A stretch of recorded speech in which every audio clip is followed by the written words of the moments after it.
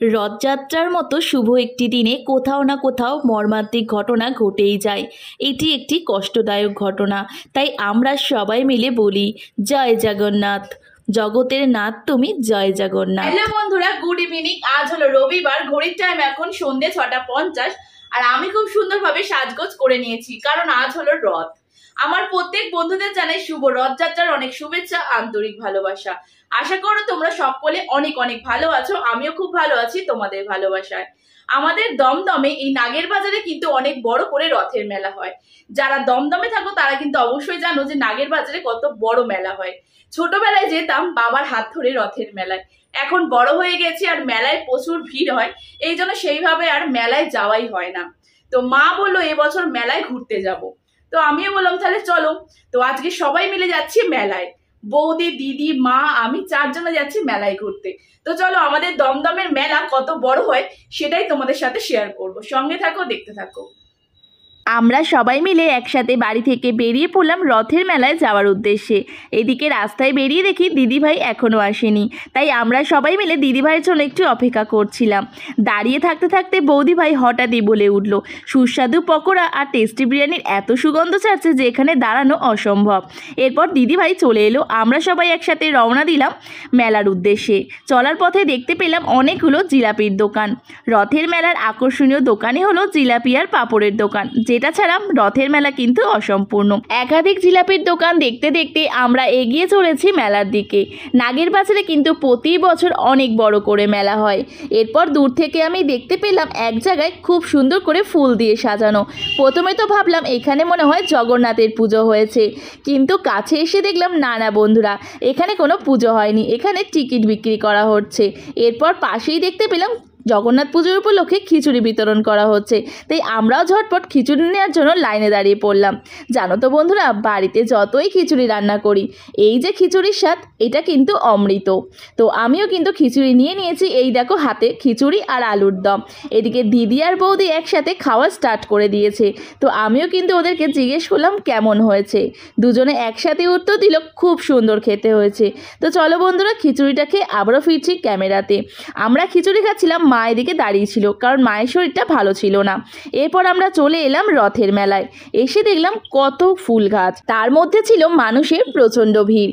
প্রতি বছর মেলাতে এইভাবেই এতটাই ভিড় হয়।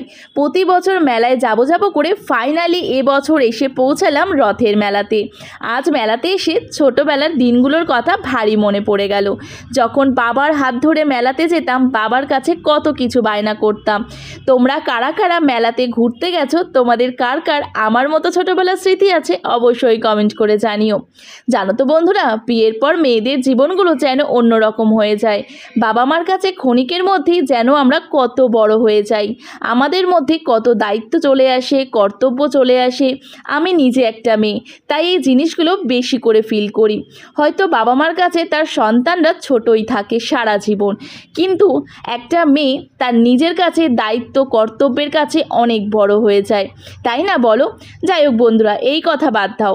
মেলার ভিড়টা দেখেছো বন্ধুরা? মেলাতে এসে ভাবছিলাম মেলাটা ঘুরে তোমাদের দেখাবো, কি আর দেখাবো, এই ভিড়ের মাঝে নিজেই তো ঠিক করে কিছুই দেখতে পাচ্ছি না, শুধু ঠেলা খাচ্ছিলাম। ঠেলা খেতে খেতে আমার পেট আর মন দুটোই ভরে গেছে মেলা দেখার। তো যেহেতু তোমাদেরকে বলেছিলাম যে মেলাটা ঘুরে দেখাবো তোমাদের, যে আমাদের দমদম নাগের বাজারে কেমন মেলা হয়, তো চলো এক এক করে মেলাতে কি কি আছে সবটাই তোমাদেরকে দেখাবো। এদিকে ফুলদানি আর ঠাকুরের মূর্তিগুলো ছিল খুব সুন্দর। এইগুলো প্রত্যেকটাই পোড়া মাটির তৈরি। অন্য মেলার থেকে এই রথের মেলায় কিন্তু প্রত্যেকটা জিনিসের দাম খুব কম। ঠাকুরের মূর্তিগুলো কিন্তু বেশ সুন্দর দেখতে লাগছিল।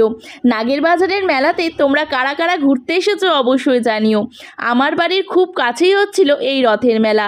এরপর দেখতে পেলাম এই ফু দিয়ে যে বাবেলসগুলো ওড়াচ্ছে, এইগুলো আমার কাছে খুব ভালো লাগে। দূর থেকে দেখলে মনে হয় আকাশের তারা যেন জলজল করছে।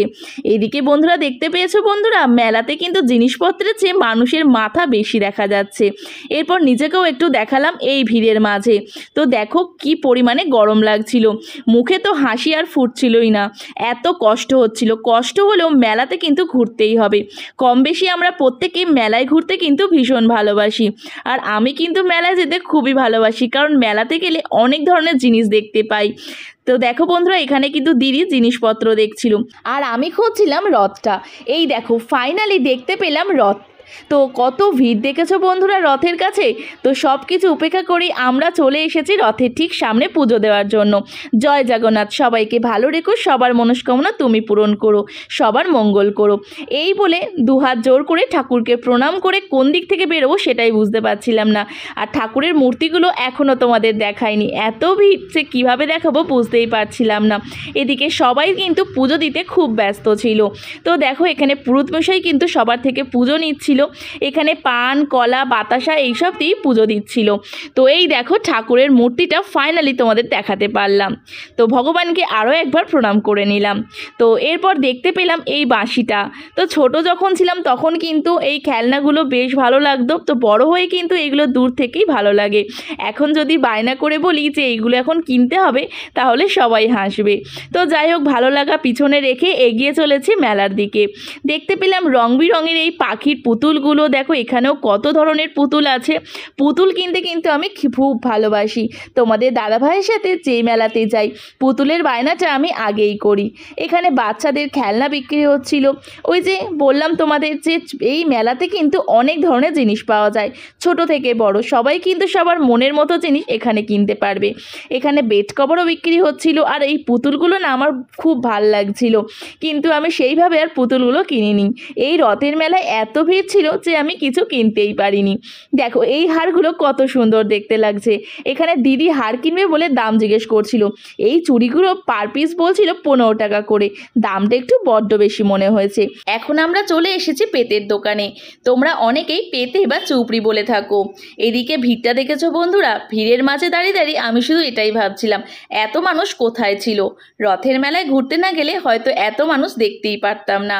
এরপর আমি দেখতে পেলাম এই সুন্দর লাইটগুলো, কি সুন্দর দেখতে লাগছিল। পুতুলের মাঝখানে কি সুন্দর লাইট দেওয়া হয়েছে। এরপর দেখতে পেলাম এই বাবলসগুলো কি সুন্দর আকাশে উঠছে, দেখে মনে হচ্ছে আকাশের তারা যেন মিটমিট করছে। এরপর চলে এলাম আমরা পাঁপড়ের দোকানে, যেটা ছাড়া রথের মেলা ঘুরতে যাওয়াটা অসম্পূর্ণ। এরপর আমরা নিয়ে নিলাম এক একটা করে পাঁপড় সবাই মিলে। তো এখন আমরা খেয়ে নেবো পাঁপড়। এদিকে দিদিভাই আর আমি একটা পাঁপড়ই শেয়ার করে খেয়েছিলাম। পাঁপড়টা খেতে বেশ ভালোই ছিল। আর রথের মেলায় গিয়ে পাঁপড় ঘুগনি জিলাপি গজা না খেলে একদমই মেলা ঘোরা সম্পূর্ণ হয় না।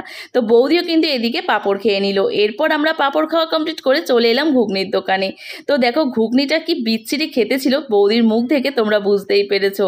ইস কি বাজে খেতে ছিল। আমার একটাই কথা, পয়সা বেশি নাও বস, কিন্তু টেস্টি খাবার দাও। তো ঘুগনিটা এত বাজে ছিল পুরোটার খেতে পারিনি। এরপর চলে এলাম এই ছোট ছোট শোপিসের দোকানে, কি সুন্দর ছোট ছোট ময়ূর বিক্রি হচ্ছিল।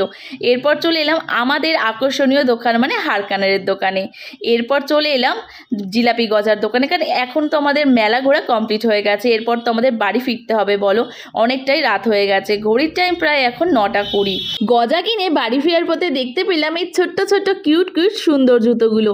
আমি এরকম জুতো ফার্স্ট টাইম দেখেছি। তোমরা কি কেউ আগে থেকে দেখেছো অবশ্যই বলো। আমার কাছে কিন্তু ফার্স্ট টাইম দেখে বেশ ভালো লাগলো। এরপর চলার পথে দেখতে পেলাম এই সুন্দর রথটা।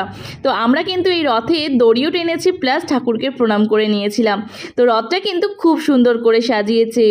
জয় জগন্নাথ, সবাইকে ভালো রেখো। আবারও সামনে আসছে কিন্তু আমাদের উল্টো রথ।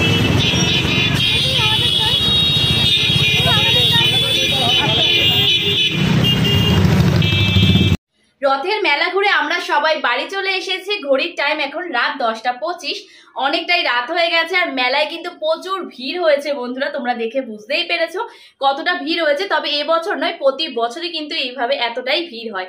তো সেভাবে আর কোনো বছরই মেলায় যাওয়া হয় না ভিড়ের ভয়ে। এবারে ইচ্ছা হলো সবাই মিলে একটু রথের মেলায় ঘুরতে যাব। তো গিয়ে দেখি কি অবস্থা, মানে নিজেই দাঁড়াতে পারছি না, ঠেলে ঠেলে মানে মেলা ঘুরে ফেলেছি, এত ভিড়। তো যাই হোক ফাইনালি সুস্থ অবস্থায় বাড়ি ফিরতে পেরেছি, এতেই আমি খুশি। তো এই ভিডিও এখানেই শেষ করছি। ভিডিওটা যদি ভালো লাগে বন্ধুরা লাইক কমেন্ট করে পাশে থেকো, ভালোবাসা দিয়ে সাপোর্ট করো। এখনের মতো নিচ্ছি কিন্তু বিদায়, টাটা।